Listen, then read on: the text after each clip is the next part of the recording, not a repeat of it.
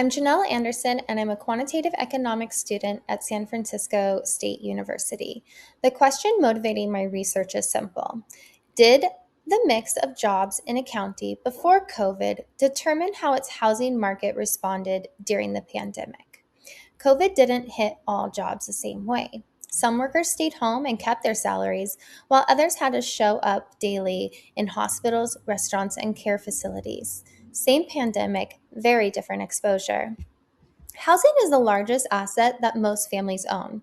So, if economic shocks affect counties differently, economic shocks can widen inequality across regions.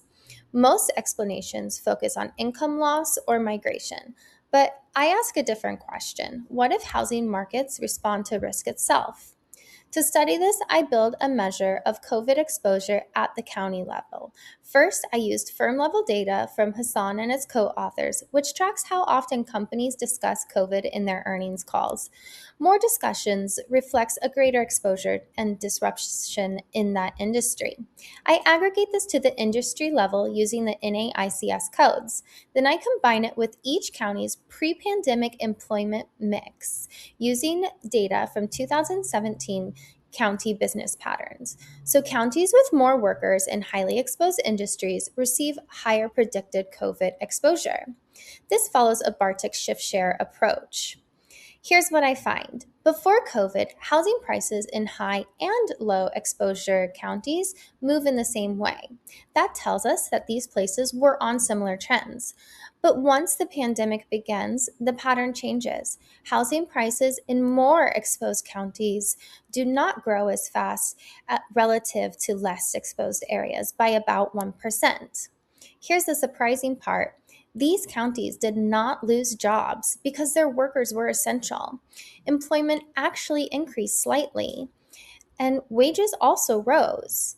And people didn't leave because I found no measurable effect on the population. So, housing prices did not increase at the same rate, even though incomes held steady and people stayed put. The answer is it's because of labor market risk.